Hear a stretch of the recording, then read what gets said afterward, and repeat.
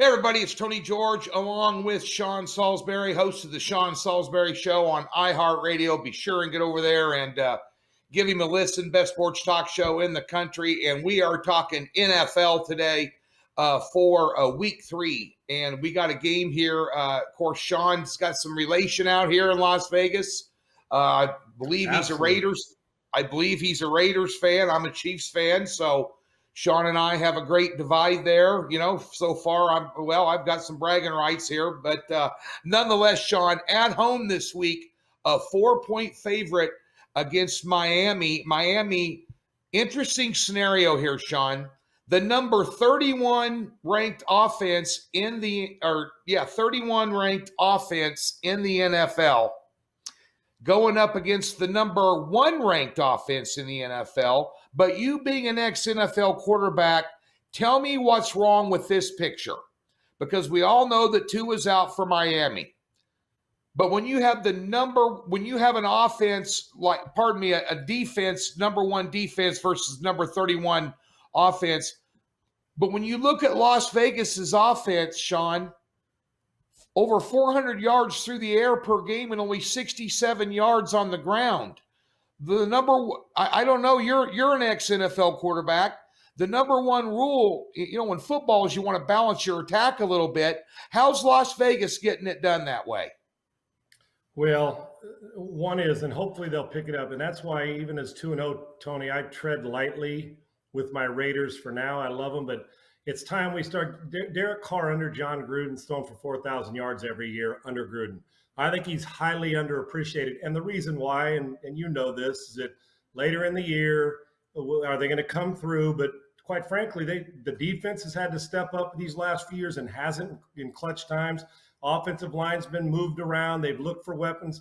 That's starting to come together. The one constant's been Derek Carr's ability to be accurate and make some throws. And I thought going on the road in Pittsburgh was another great growth step for him and the relationship with Gruden. And I know they're close, but to convince John that this guy's a franchise type player. And he, aside from Brady and Kyler Murray, I think that he's having the best season at quarterback. Those are the 3 MVPs right now. And I don't know if it can continue because you're going to run up against guys who can throw it like you with Herbert and with your Kansas City Chiefs and Patrick Mahomes. But you know this, Tony, the game's changed now. We can throw it 45 times and run it 15 and still win depending on the quarterback's play, especially if you're using the passing game with an accurate quarterback as an extension of the run. I love the Raiders this week. The Miami Dolphins on the road, they're going a long way. They don't have their starting quarterback. I know they're coming off a loss. I just think the Raiders' momentum, I think it's a fun building to play in, and I think Derek Carr rides this momentum. I don't trust – put it this way, I trust the Raiders' defense more than I do the Dolphins' offense right now, and both are well coached. But Carr's going to carry this team. The question is, can they? It's kind of like Carolina, the way they're playing. You see them get to 3-0, Tony.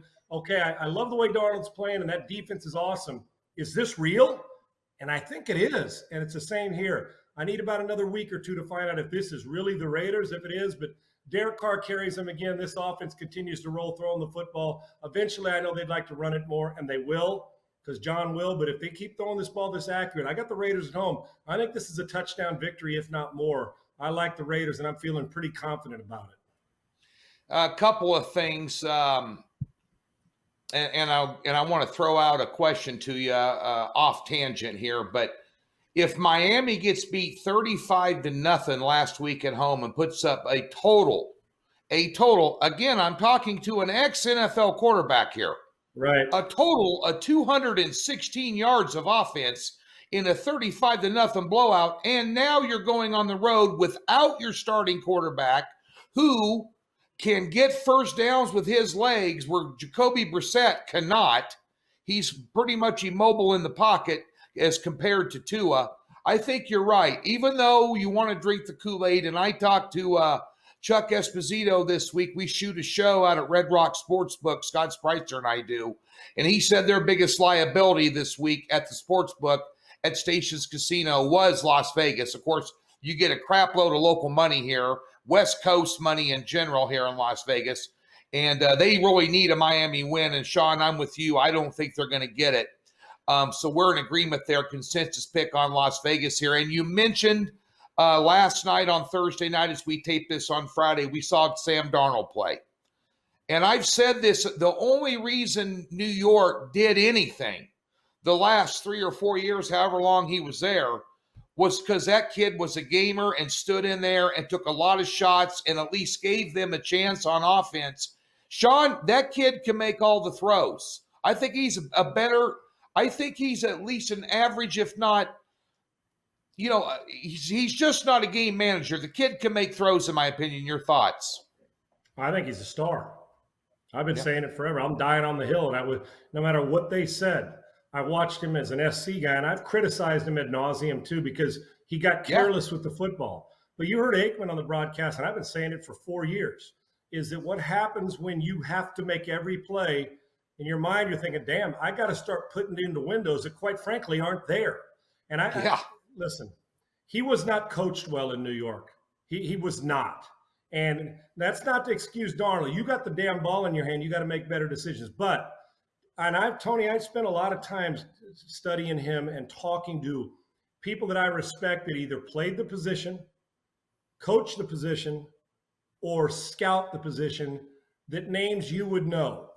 And whether I think it's not. So I went outside my box and said, let me talk to other guys. And not one, and there were 6 or 7 of them, the word they used, the phrase, if he gets coached right, he's a star in the league. And this is 3 years into his Jets career. Yeah. Joe Brady, you saw what he did with Joe Burrow at LSU. Joe Brady's going to be a head coach. I'm just telling you. Sam Darnold now looks like the guy we expected him to look like coming out of Southern Cal. Oh, he's not just going to be an average guy in the league. And he can make Tony, you said it. He's not just a average guy that's a manager. Hell no. He'll make you some throws. You're like, oh, okay. And he'll continue to, but he's protecting the football. Sam Darnold's going to be a player. I'm going to tell you this too. Carolina's real now. That defense is not going to piss out of people, and he's protecting the ball. Another 300-yard game. I said this, Carolina's going to the playoffs. I'm just telling you, they stay. And I don't trust New Orleans. I sure as hell Atlanta in that division. We know about Tampa. The NFC's all over the place. I could ask you trust the NFC West is going to beat the hell out of each other, right? So, Darnold's a player, and I'm not saying this just on 2 games. I've always saw the forest through the trees. Yeah. I think he can be a player, stays healthy, and that's another thing. He's got to be more durable. We'll see if he can handle it. If he does, he's finally got a guy who can coach him. Now watch, Joe Brady will up and leave and go be a head coach, and Darnold will be stuck with somebody else. And Matt Rule can coach. I love the kid. Yeah. Well, I kind of knew you felt that way. I've heard your sports talk show over the years, and you've spoken well of Darnold, even in spite of the whirling cesspool of doom and despair that he was involved in there at the New York Jets. He is Sean Salisbury. I'm Tony George. Get over to DocSports.com. Take advantage of that free $60. Link in the description below. Follow Sean over there at iHeartRadio, the best sports talk show in the country, the Sean Salisbury Show, and follow him on Twitter at Sean Unfiltered. Thanks for tuning in.